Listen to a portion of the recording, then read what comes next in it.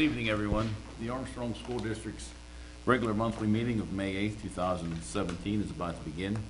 If you would all stand with us for a moment of reflection, followed by the Pledge of Allegiance.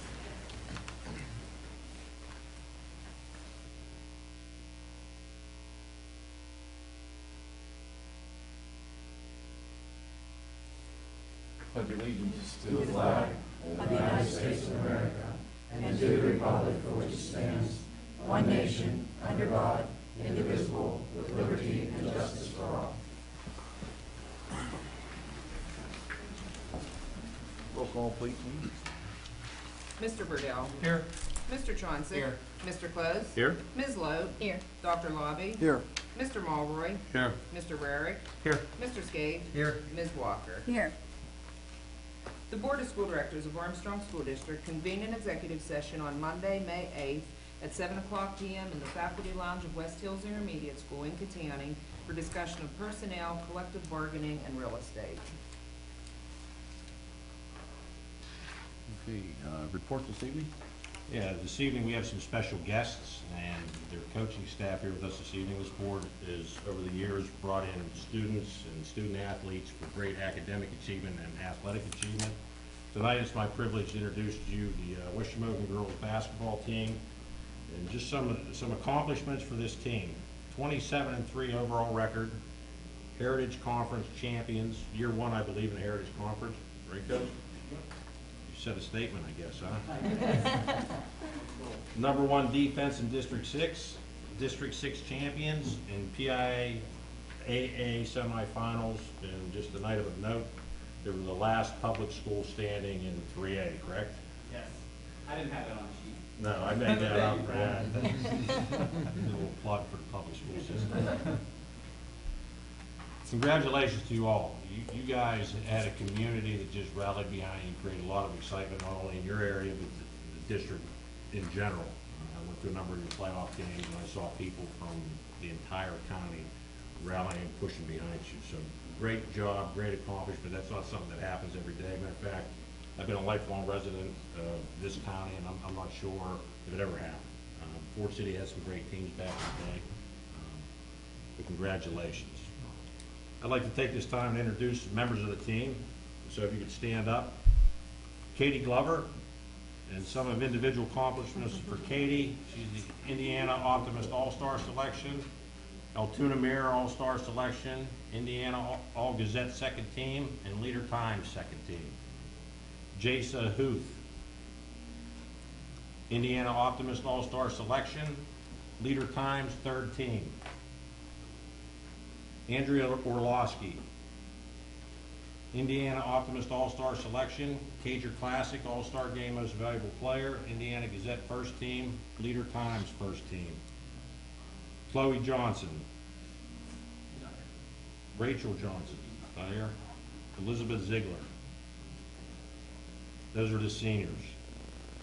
Juniors, Shelby Klauser, Leader Times Honorable Mention, Olivia Pizzero, Indiana Gazette Player of the Year, Leader Times Player of the Year, and PIAA Third Team All-State. Jaden D. Filippo, Gabby Olinger, Erica Sickle. Sophomores, Julia Barrett, Aaron Chrisman, Sierra Dinger. Because we got to do something about your attendance balls.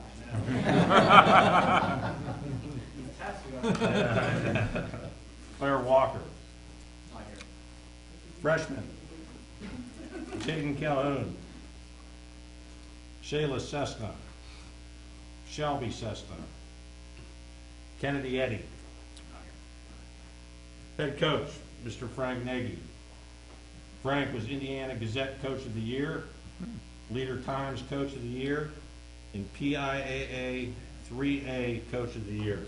Yeah, right. Assistant coaches, Phil Parks, Bob Pizzera, Becky Cessna. And some individual awards that we'd like to present on behalf of the entire administration and school board. This is for Olivia Pizzaro, and it says, in recognition of outstanding performance and contributions to the West Shamokin Junior Senior High School basketball team, advancement to the PIAA state semifinals, PA Sports Writers All-State Team 2016-17 Class 3A 13 selection. Congratulations.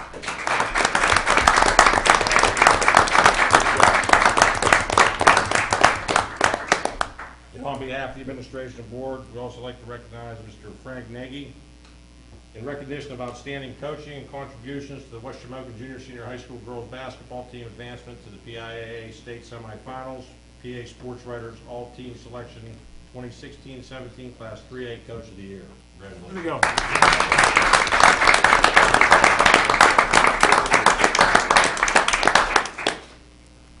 And Coach, I don't know if you have a team captain, but this is in recognition for the entire team's accomplishment, in recognition of outstanding performance and contributions to the West Shamokin Junior Senior High School girls basketball team, advancement to the PIAA state semifinals.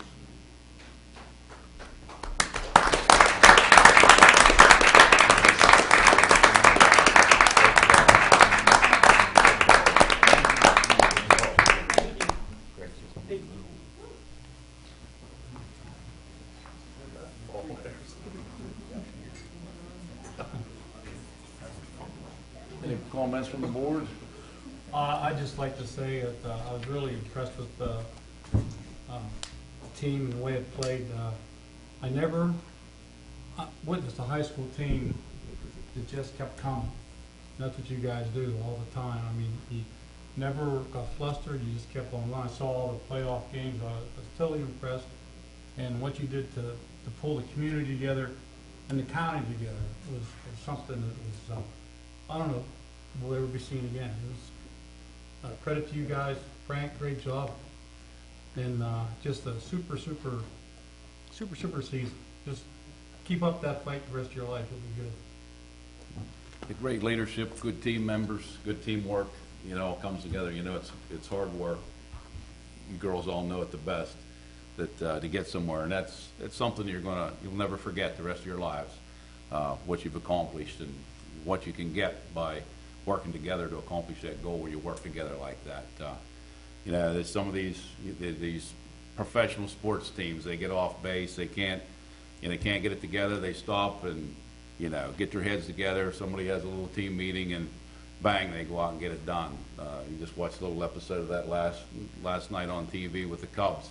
You know, it's just that drive, and that's what evidently was taking place with you girls and the team to keep that momentum going, and or you'll just fall flat and start to falter. But you really held true to that. So that's something that you'll never forget. And good work, and maybe some of the underclassmen will carry that on again. We'll get to see it again. Well done. Bruce, we asked you to finish the last few weeks of your academic career, you seniors, finish strong, make us proud of that way too, and I'm sure you all have. I know some of you are graduating, some of you are going to go to post-secondary education, and for you underclassmen, you have a lofty goal to reach for those that came before you. So best of luck to you, good luck, and you made us proud. Thank you.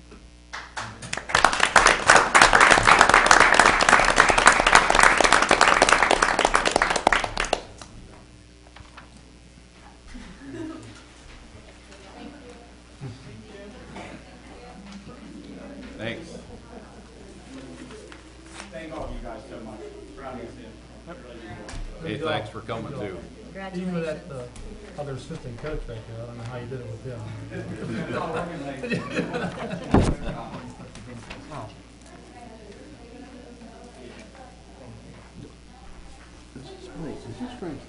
Any other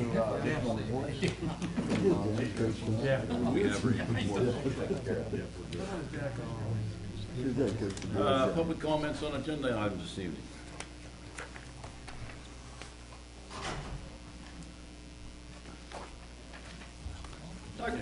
Doug Smith, James Drive, Fort City.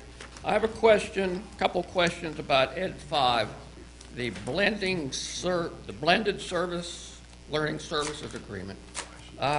What's the cost of that agreement? $18,750. It's going to provide us the opportunity to recruit back some of our cyber students, which would be an average reduced rate per kid at the elementary level of right around 8,000.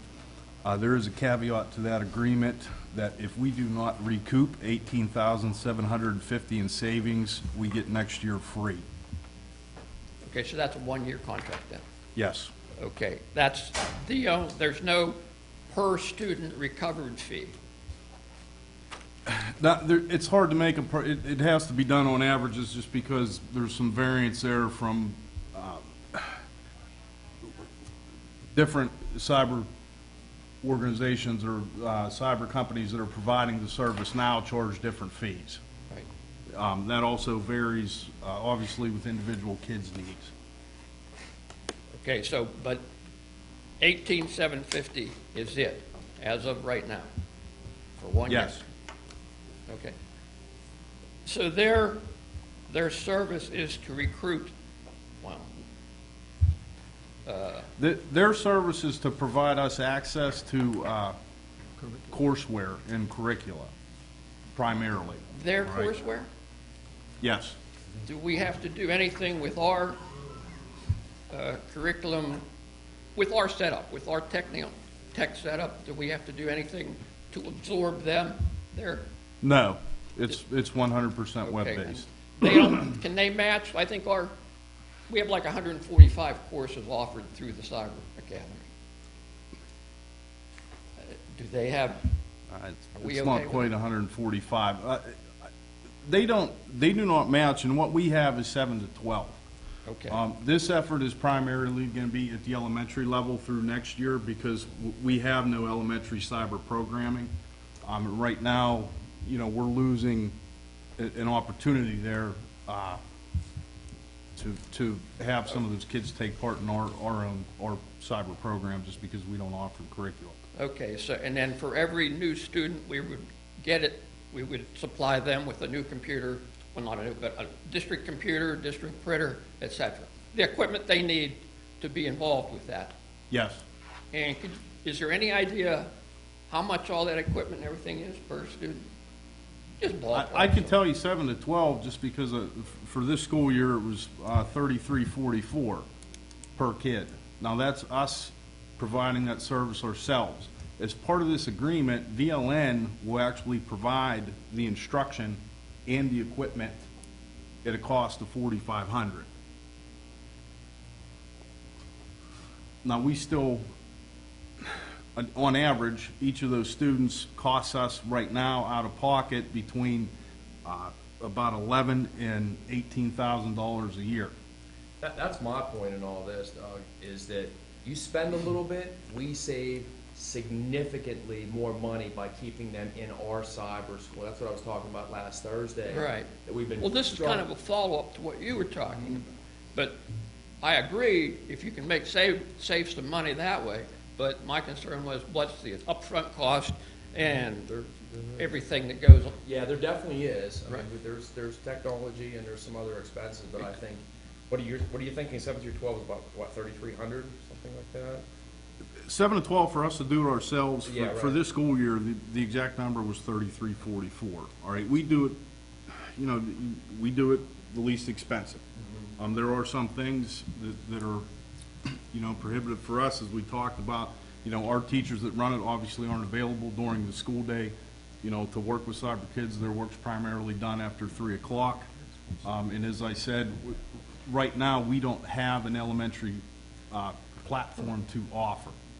This is going to give us that opportunity to recoup, some of the funds that we are required to spend for those students. Okay, but, well, I asked that because I did a little research, and like Easton area, they have now these are throughout the years, but in Easton area, they had an upfront $1,600 fee, and then they charge $5,000 per student. They have Plum District and Springford. They have a number of districts in the blending learning services agreements. And I'll just finish with this one, State College. Their initial fee was $33,000. If you wanted a course, you got $2,500 added on to that. They had a maintenance agreement, $16,000 for that. And then they had a per semester charge if they were off campus, which if you're at home, cyber, you would be off campus. And that was first semester, $4,500. So I looked at that, and that's a heck of a lot of money for one student. That's just to them. We're gonna be in a flat fee, as I said. It would Okay. be $4,500 per student. Now, I would say, at about 5 or 6, we would be about 5 or 10,000 to the good. And that includes our $18,000 upfront cost. Okay, I think we can get more than 5 or 6. all right. I'll hold you to that. Okay, and I'd like to just give a very brief second. It's on the construction, and it's the construction of the Progress proposal. And I just want to continue my comments from, I think, about a year and a half ago about turf and the safety of turf. I'll be real brief here. As far as knees go, high-quality study supports an increased rate of ACL injuries on synthetic playing surface in football. More ACL unit. That's from the National Institute of Health. Heat-related, dehydration, etc. Numerous studies show artificial surfaces are more stressful than natural grass. That's common sense almost. Infections, when you get a grass burn or a rug burn, you're 7 times more likely to get an infection for players who receive abrasions playing on artificial turf versus grass. Turf toe wasn't even involved until you started playing with artificial turf. And the infill related to cancer, that's federal government involved now. They've got like 3 agencies. They're in problem with a 2-year study. You have numerous opinions and studies from both sides of the aisle.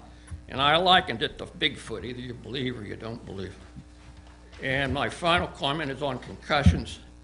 About 21% of our high school students, sports occur as a result of contact with playing surface. That's a concussion legacy. That means your head hits the grass, your head hits the turf. There's a term called a Gmax value, and that measures the ability of the turf, the surface, to absorb, distribute, or whatever, the shock of an object. When your head hits the football field or the basketball court or whatever, they can measure this with this Gmax value. I can get into as far as you want to go, but and the lower the score, the better the score. So the score's well-maintained grass is in the 80 to 110 range. That's according to the measurements. Now the lower, the better. A high-quality, well-maintained turf, the range is 135 to 155.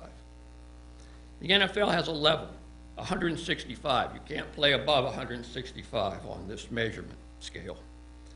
And over 200 is considered unsafe. There's a way to measure these.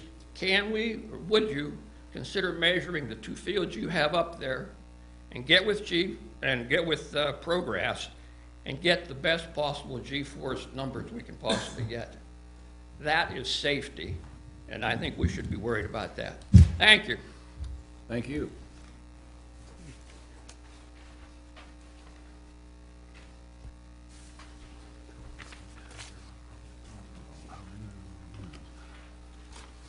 Do you want to look into that question he had on the Progress people? We've been working with them. Thank you.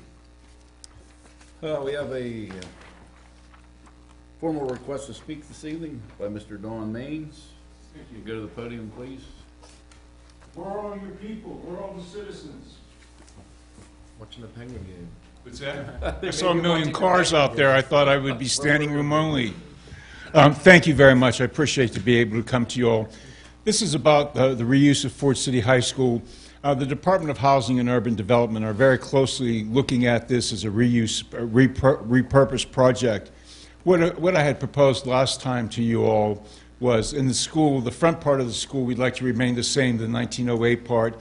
The National Trust for Historic Preservation says that it would qualify for the National Historic Register because When that first year opened, that 1908, because of the thousands of glass artisans that John Ford brought over from Eastern and Southern Europe, you would have heard accents, 10 different accents roaming those halls.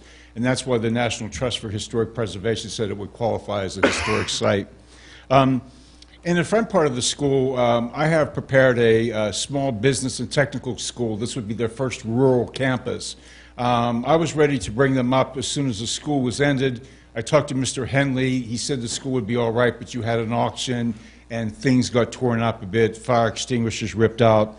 So we'll still try to show it. And on the back part, propose it be ripped down as you all have discussed. And in there would go a glass building called the Fort City Glass College.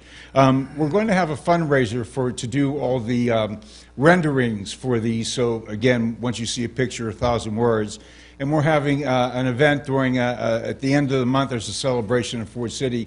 We have over $3,000 worth of glass art from around the world, Bacharach from France, Waterford from Ireland, Fenton from West Virginia, Tiffany from New York. And all that money is going to go to create the artist renderings of what the Glass College would look like. We had heard that you're already pursuing money to tear down the school with Senator White. A number of people have been calling Senator White concerned about that. We don't know where that stands, but all I ask is not to move the goalposts, to seriously let us have a talk with you all. Let me talk about funding for the project.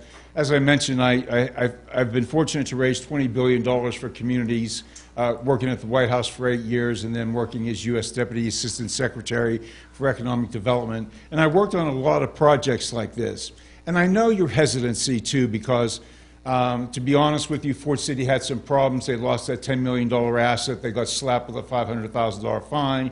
Well, what you're going to find next month, there's going to be an expose that nobody from Fort City caused it. It's from different communities. So Fort City's name is going to be cleared. If there was any hesitancy on your part, which I understand that there would be if you thought that a community couldn't keep a $10 million asset, and I understand what you're doing or what you're thinking of doing. It's just like what PPG did.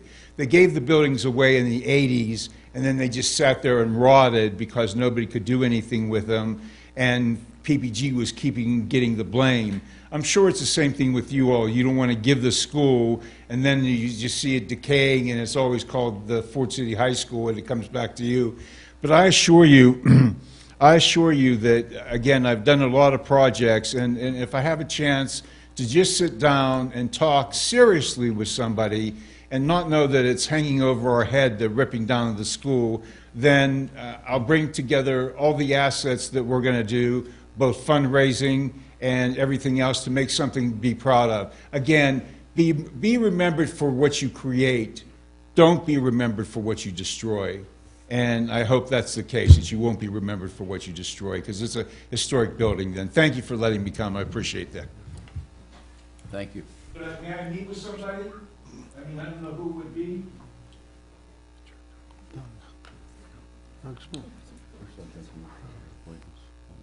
No, I'll be happy to make it. Okay. Thank you. You're welcome. Okay, motion and second for approval of the minutes from the open caucus session of April 6th and regular meeting of April 10th. And that's Mr. Mulroy, have a second, Ms. Walker. Any questions or changes to those minutes?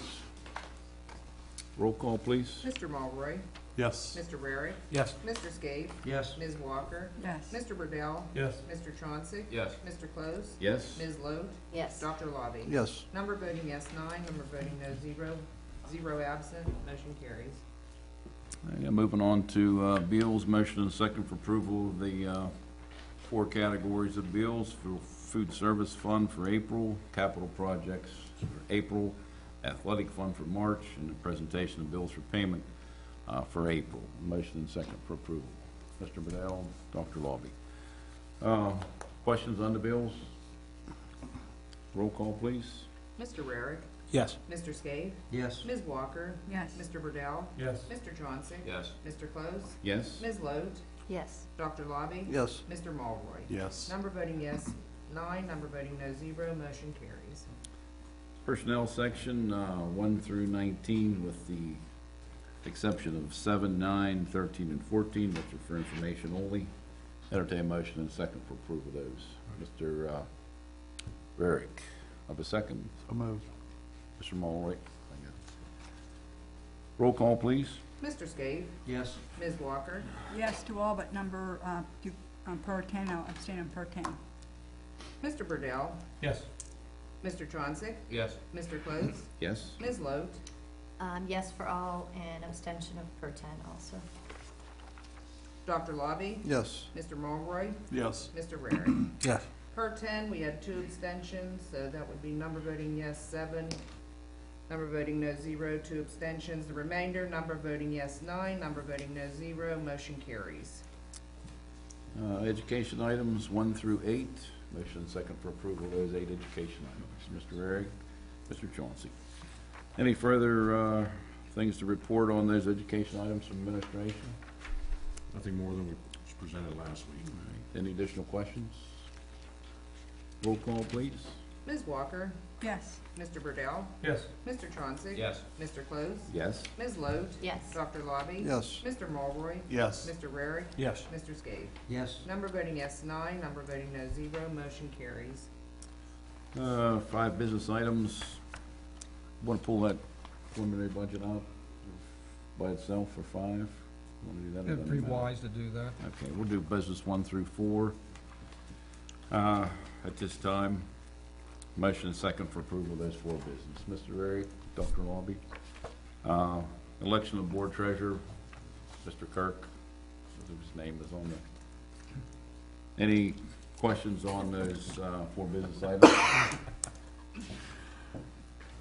Roll call, please. Mr. Burdell? Yes. Mr. Chauncey? Yes. Mr. Close? Yes. Ms. Lote? Yes. Dr. Lobby? Yes. Mr. Mulroy? Yes. Mr. Rarick? Yes. Mr. Skave? Yes. Ms. Walker? Yes. Number voting yes, 9. Number voting no, 0. Motion carries. Business 5, the 2017-18 preliminary budget is presented. Motion and second for approval.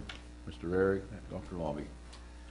Any further discussion on preliminary No, budget? just the fact that, you know, over the next 30 days, we'll continue to fine tune this until the final one's, you know, approval. We will, you know, at our caucus meeting in June, we'll present to you what our final list of revisions for the next 30 days. Okay. And this will be advertised, as per PD regulations. Put on display for the public. Okay. Roll call, please. Mr. Chauncey? Yes. Mr. Close? Yes? Ms. Lote? Yes. Dr. Lobby? Yes. Mr. Mulroy? Yes. Mr. Rarick? Yes. Mr. Skave? Yes. Ms. Walker? Yes. Mr. Burdell? Yes. Number voting yes, 9. Number voting no, 0. Motion carries. 1 construction item. Entertain motion second. Mr. Rarick, a second. Mr. Burdell. Comments on construction 1? I think Mr. Smith brought up some good points about safety, and, you know, that should be looked into. Interesting, yes. There's actually a number that's in the progress proposal, for that GMAX rating, I believe, and I can dig that up, and actually, you guys will have it, it should be in here, but we'll look at it, and also we'll look at, into the basic. Okay. Okay, any additional questions? Roll call, please. Mr. Close? Yes? Ms. Lote? Yes. Dr. Lobby? Yes. Mr. Mulroy? Yes. Mr. Rarick? Yes. Mr. Skave? Yes. Ms. Walker? Yes. Mr. Burdell? Yes. Mr. Chauncey? Yes. Number voting yes, 9. Number voting no, 0. Motion carries. Student transportation services and updated approval of list of bus drivers. Motion and second for approval. Mr. Rarick for the second. Mr. Mulroy. Roll call, please. Ms. Lote? Yes. Dr. Lobby? Yes. Mr. Mulroy? Yes. Mr. Rarick? Yes. Mr. Skave? Yes. Ms. Walker? Yes. Mr. Burdell? Yes. Mr. Chauncey? Yes. Mr. Close? Yes. Number voting yes, 9. Number voting no, 0. Motion carries. General items 1, 2, and 3. Lenape Tech operating school budget for 2017-18. And election of the Secretary of the Board of Directors and the election of the Assistant Secretary of the Board of Directors. Motion and second for approval of those 3, Mr. Rarick and Mr. Scaife. Any comments? Those 3. Roll call, please. Dr. Lobby? Yes. Mr. Mulroy? Yes. Mr. Rarick? Yes. Mr. Skave? Yes. Ms. Walker? Yes. Mr. Burdell? Yes. Mr. Chauncey? Yes. Mr. Close? Yes. Ms. Lote? Yes. Number voting yes, 9. Number voting no, 0. Motion carries. Any informational folder? No additional information than what we talked about. Anything from board members, comments? I'd entertain a motion, second to approve, for adjournment. Ms. Lote, have a second? Mr. Riggs? All in favor? Aye. We're adjourned. Thank you.